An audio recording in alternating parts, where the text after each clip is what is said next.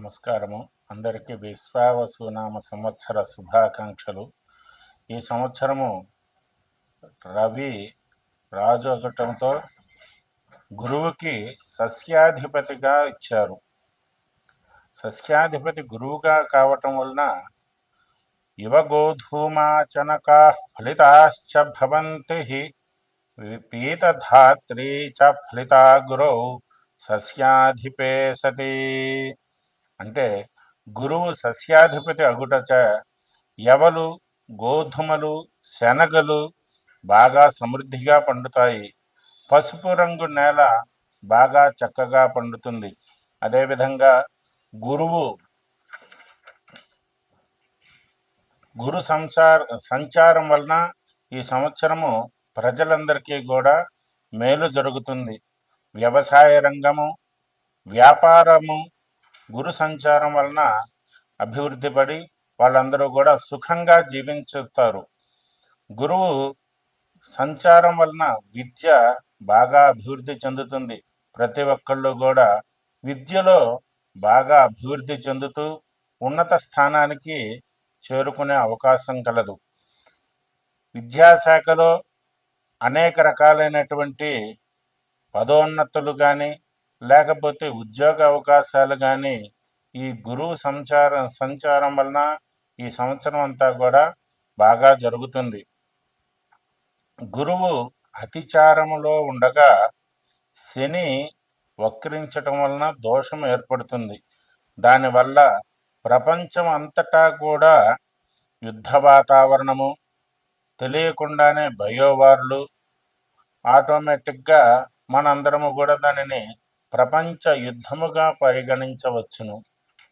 అదేవిధంగా గురు ప్రభావం వలన ఈ సంవత్సరం అంతా కూడా బ్యాంకింగ్ రంగము బాగా అభివృద్ధిలోకి వస్తుంది.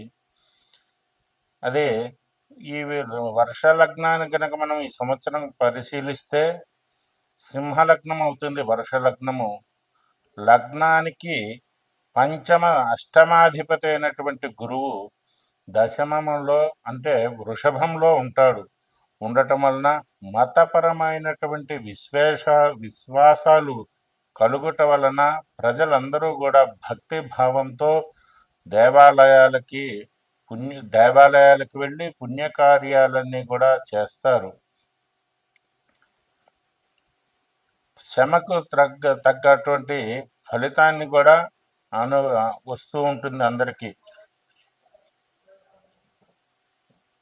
గురువు చంద్రుడితో కలిసి ఉన్నందున తూర్పు నాయకుల విరోధములు, ఉత్తరమున పంటల అభివృద్ధి, దేశానికి దక్షిణమునగా ప్రజలకు మానసిక బాధలు, లగ్నానికి గురు దృష్టి ఉండటచే గొడవలు కారణంగా ప్రజలందరూ కూడా ఆధ్యాత్మిక దృష్టి వైపు వెళ్తూ ఉంటారు. ఇక ఈ విధంగా గురు ప్రభావం వలన విద్యార్థులందరూ కూడా అనేక రకాలైనటువంటి విజయాలు అందుకుంటూ ఉంటారు. గురువు ఈ సంవత్సరము ప్రారంభం నుంచి వృషభంలో ఉంటాడు. మే 13 వరకు 2025 వరకు కూడా గురువు వృషభ రాశిలో సంచారం చేస్తూ ఉంటారు. తర్వాత 14 నుంచి మిథున రాశిలోకి, తర్వాత 18 అక్టోబరు 2025 నుంచి కర్కాటక రాశిలోకి గురువు ప్రవేశించబడును. ఈ యొక్క గురువు స్థితి ఫలం ఎలా ఉందయ్యా అంటే మధ్యమ వృష్టి, సస్యహాని, స్త్రీ శిశు పశువులకు హాని, రాజయుద్ధము, అదేవిధంగా భయము, ధాన్యానికి మధ్యలో ఉన్న మధ్య ధరలు అంటే అనుకూలంగా కాదు అట్లాగని వదిలివేసేటట్టు కాకుండా మధ్యలో ఉంటాయి వాళ్ళకి ధరలు. అచ్చటచ్చట అధిక వృష్టి, సువృష్టి, సస్యశ్యామలు మధ్యమము, ప్రజలకు ఈతి బాధలు, రాజుకు నిరంతరము కూడా యుద్ధ సన్నాహాలు, సస్యవృద్ధి, అదేవిధంగా గో సమృద్ధి, శుభి గో సమృద్ధి అందరికీ కూడా సుజనులకు సుఖముగా ఉంటుంది. గురువు ఈ సంవత్సరము వక్రించటం వలన గురువు వక్ర ఫలితము సుభిక్షము, అధిక వస్త్రోత్పత్తి, ఎక్కువగా వస్త్రాలను ఉత్పత్తి చేయటం ఉంచుతారు. ప్రజాజీవనము సాధారణంగా ఉంటుంది. 3 రాసుల సంచారం వలన గురువు ఈ సంవత్సరము మొత్తము కూడా 3 రాసుల్లో సంచారం చేయటం వలన శుభ ఫలితాలు కన్నా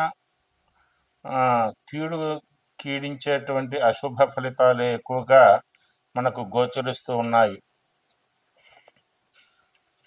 గురువు విద్యార్థులందరికీ కూడా అనేక రకాలైనటువంటి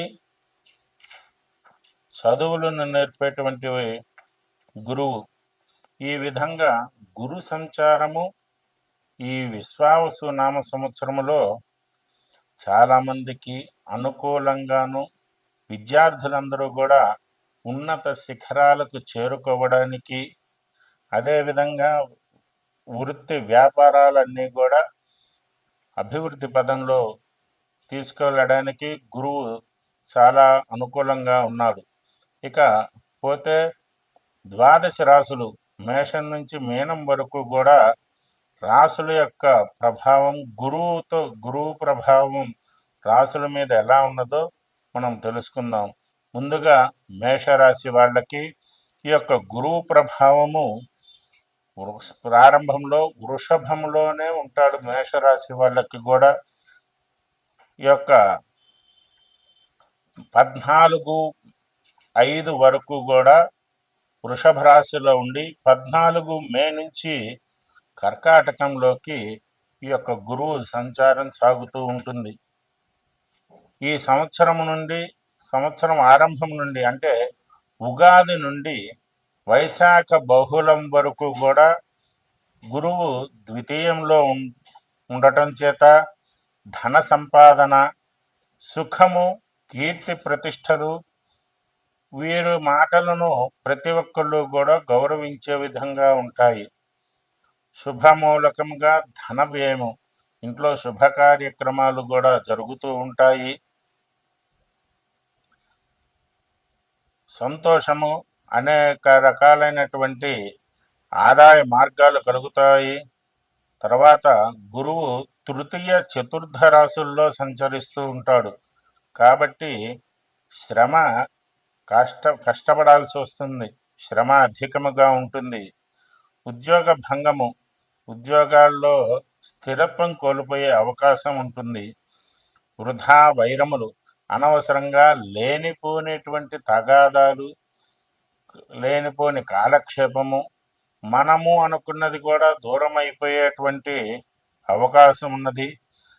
దానితో మాట చాకచక్యం లేకపోవటం వలన బంధువులందరితో కూడా వైరము సంపాదించుకునేటువంటి అవకాశం ఉన్నది.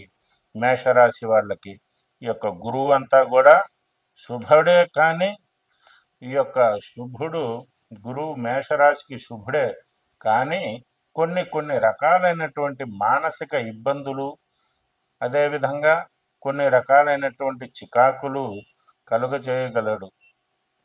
కాబట్టి మేషరాశి వాళ్ళందరూ కూడా ప్రశాంతంగా తమ యొక్క ఇష్టదేవతని ప్రార్థన చేసుకుంటూ నిత్యము దైవారాధన, మీకు వీలైతే దగ్గరలో ఉన్నటువంటి శివాలయానికి వెళ్ళి కాస్త ప్రశాంతంగా మీ జన్మ నక్షత్రం రోజున శివారాధన అంటే మహన్యాసపూర్వకంగా అభిషేకం చేసుకోవచ్చు. దాని ద్వారా గురువు యొక్క అనుగ్రహాన్ని పొందవచ్చు.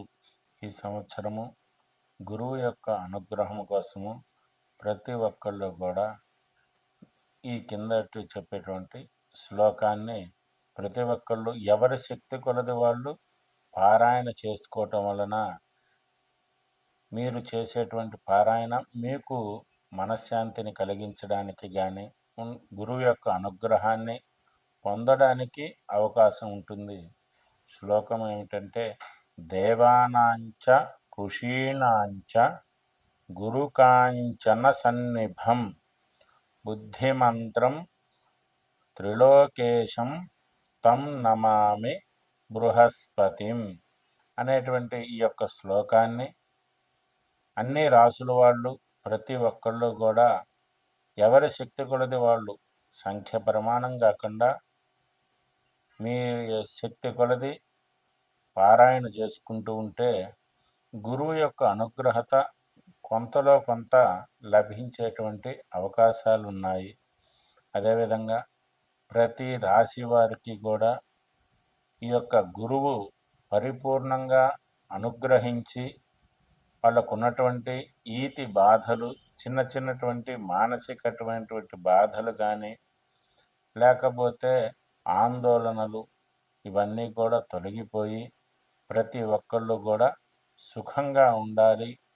ఉన్నటువంటి చేసేటువంటి పనులు కానీ, వృత్తి వ్యాపారాలు ఏవైనా సరే ఆ యొక్క గురువు అనుగ్రహంతో సుఖంగా ఉండి ఉన్నత శిఖరాలకి చేరుకొని ప్రతి ఒక్కళ్ళు కూడా సంతోషంగా ఆనందంగా ఉండాలని కోరుకుంటూ ఉన్నాము.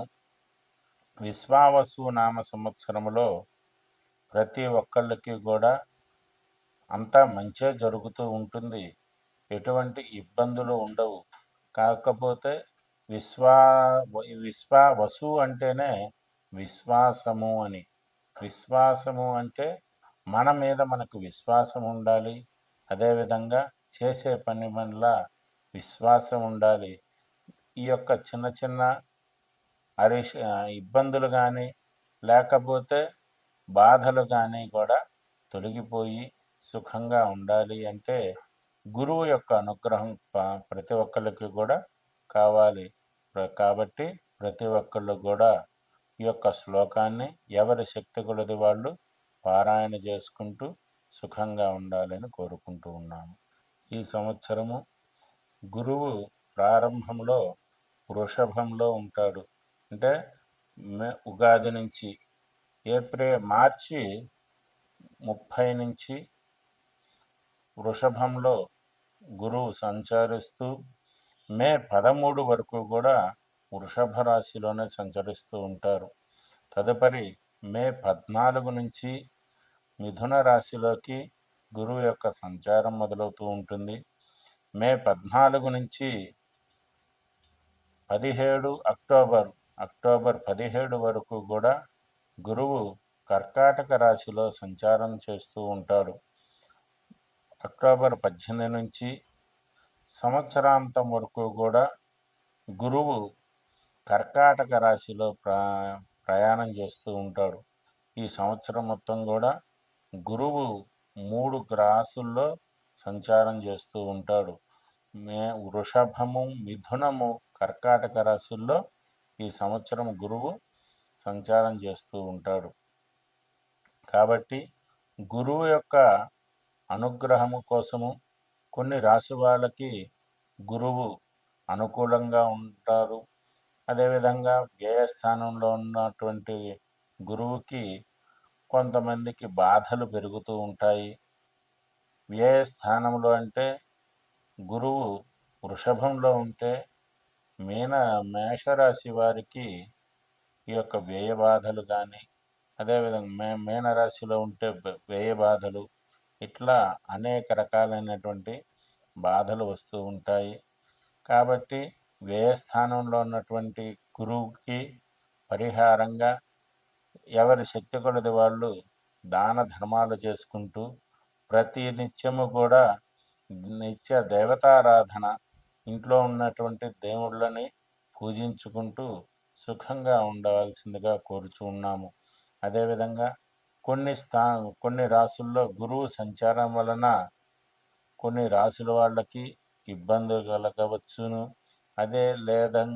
లేదంటే కొన్ని నక్షత్రాల వాళ్ళకి గురువు అనుకూలంగా లేకపోవటం వలన వాళ్ళు అనేక రకాలైనటువంటి మానసిక ఇబ్బందులు పడుతూ అనేక రకాలైనటువంటి క్షోభను అనుభవిస్తూ ఉంటారు. గురువు అనుగ్రహం లేకపోవటం వలన ఓ వస్తుంది అనుకున్నటువంటి ప్రమోషన్ కానీ, లేకపోతే వ్యాపారంలో ఈ సంవత్సరం నాకు లాభం వస్తుంది అనుకున్నా కానీ, అది చేజారిపోయేటువంటి అవకాశాలున్నాయి. దగ్గరగా వచ్చి పూర్తిగా మనదే అనుకునే సమయంలో యొక్క గురువు అనుగ్రహం లేకపోవటం వలన అది చేయి జారిపోయేటువంటి అవకాశం ఉన్నది. కాబట్టి ప్రతి ఒక్కళ్ళు కూడా గురువుకి నమస్కారం చేసుకొని ఆ యొక్క గురువుని గురుగ్రహం యొక్క అనుగ్రహం పొంది సుఖంగా ఉండాలని మనస్ఫూర్తిగా కోరుకుంటూ ఉన్నాము.